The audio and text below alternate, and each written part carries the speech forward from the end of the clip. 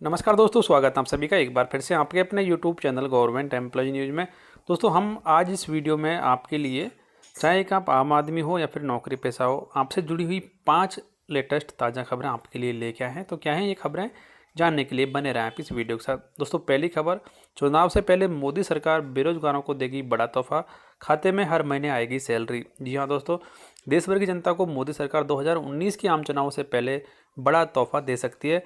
दरअसल सरकार universal basic income UBI को लागू करने की योजना बना रही है और इस स्कीम के तहत सरकार, ऐसा हुआ तो सबसे ज़्यादा फायदा देश के बेरोजगारों को होगा और सरकार हर महीने बेरोजगारों के खाते में बिना शर्त एक निश्चित रकम डालेगी। दरअसल सरकार यूनिवर्सल बेसिक इनकम यानी यूबीआई को लागू करने की योजना बना रही है और उम्मीद है कि कैबिनेट की 27 दिसंबर यानी गुरुवार आज होने वाली अहम बैठक में यूबीआई को लागू करने के बारे में चर्चा होगी और इस स्कीम का लाभ हर एक आम नागरिक को मिलेगा। तो यूनिवर्सल बेसिक इनकम यानी यूबीआई के लागू होने पर इसका फ़ायदा देश के हर नागरिक को मिलेगा। प्रधानमंत्री मोदी खुद कैबिनेट के सहयोगियों के साथ इस स्कीम के मॉडल पर चर्चा कर सकते हैं और अभी यह स्कीम देश के कुछ राज्यों में चल रही है, तो अब इसको देश भर में लागू किया जाएगा केंद्र सरकार के द्वारा और देश के जो बेरोजगार हैं उनको हर महीने एक न्यूनतम आय यहाँ पर होने जा रही है। दूसरी खबर, इस सेक्टर के कर्मचारियों के लिए आई खुशखबरी, न्यूनतम मजदूरी का आया ये नियम हर 5 साल में होगा रिवाइज। जी हाँ दोस्तों, काफ़ी अच्छी खबर यहाँ पर लाखों कर्मचारियों के लिए। और दोस्तों, दरअसल केंद्रीय श्रम मंत्रालय से जुड़ी संसद की स्टैंडिंग कमेटी ने सभी सेक्टर के कर्मचारियों के लिए न्यूनतम मजदूरी यानी मिनिमम वेज लागू करने की सिफारिश की है। और आपको बता दें कि चाहे वह सेक्टर सरकार की तरफ से मान्यता प्राप्त हो या नहीं हो, संगठित हो या असंगठित, सभी सेक्टर के लिए मिनिमम वेज लागू होंगे यानी सबको इसका फ़ायदा होगा और एक न्यूनतम वेतन से कम किसी भी कर्मचारी को वेतन नहीं मिलेगा और न्यूनतम मजदूरी नहीं देने वाले एम्प्लॉयर्स को 10 लाख रुपए तक जुर्माना देना पड़ेगा। साथ में ही किसी भी सेक्टर के कर्मचारियों को 8 घंटे से अधिक का काम नहीं लिया जा सकेगा और ये जो न्यूनतम वेतन है इसको हर 5 साल में अब रिवाइज किया जाएगा। और वहीं एक नेशनल मिनिमम वेज भी होगा, ऐसा इसलिए क्योंकि इसी के आधार पर सभी राज्य अपने अपने राज्य के लिए मिनिमम वेज फिक्स कर सकेंगे। तो काफ़ी अच्छी खबर यहाँ पर स्टैंडिंग कमेटी के द्वारा लिया गया है ये और इसका फ़ायदा लगभग देश के 48 करोड़ लोगों को इसका फ़ायदा होगा। ख़ासतौर से जो प्राइवेट सेक्टर या फिर असंगठित क्षेत्र में जो काम करते हैं उन कर्मचारियों को अब न्यूनतम वेतन से कम सैलरी कोई भी उनका एम्प्लॉयर है वो नहीं दे पाएगा। सिंगल पुरुष कर्मचारियों को भी 730 दिनों की चाइल्ड केयर लीव।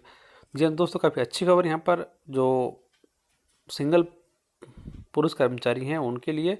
और अभी तक केवल महिला कर्मचारियों को ही अपनी पूरे सेवा काल में 2 साल यानी कि 730 दिन की अधिकतम अवधि के लिए चाइल्ड केयर लीव यानी सीसीएल मिलती थी, लेकिन अब यहाँ पर बच्चों की देखभाल करने वाले कामकाजी पुरुषों के लिए ये अच्छी खबर है और वे भी महिला कर्मचारियों की तरह छुट्टी ले सकेंगे।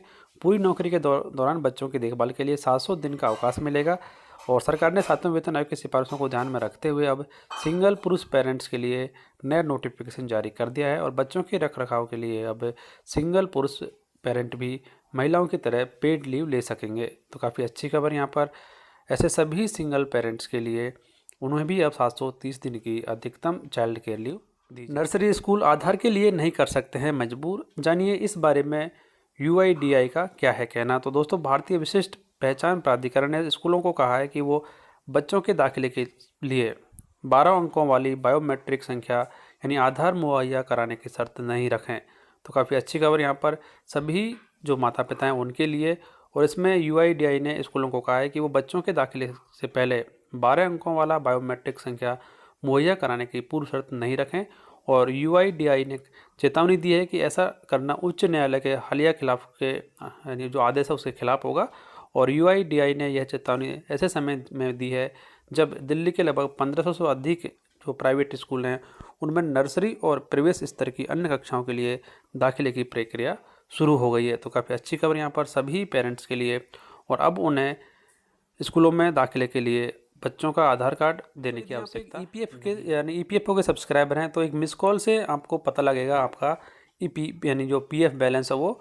तो जिसे अपना पीएफ बैलेंस के बारे में जानना हो वह एक मिस कॉल करके भी इसका पता कर सकता है।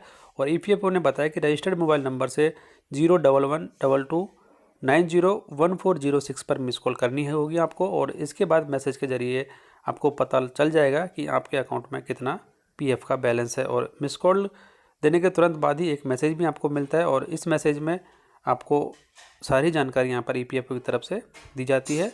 तो जिसमें आपको आपका जो मेंबर आईडी है वो रहेगा, पीएफ नंबर रहेगा, आपका नाम रहेगा, आप डेट ऑफ बर्थ रहेगा, ईपीएफ बैलेंस रहेगा और अंतिम योगदान। तो ये सारी जानकारी आपको एक मिस कॉल के द्वारा आपके मोबाइल पर ही मिल जाएगी। तो ये काफ़ी अच्छी सुविधा यहाँ पर ईपीएफओ की तरफ से सभी जो ईपीएफओ के सब्सक्राइबर्स हैं उनके लिए दी गई है। तो दोस्तों इस वीडियो में इतना ही। उम्मीद करते हैं कि जो पांचों खबरें आपको इस वीडियो में दी गई हैं अच्छी लगी होंगी। तो प्लीज़ वीडियो को लाइक करें, शेयर ज़रूर करें और ऐसे ही लेटेस्ट अपडेट को सबसे पहले जानने के लिए चैनल को जरूर सब्सक्राइब कर लें।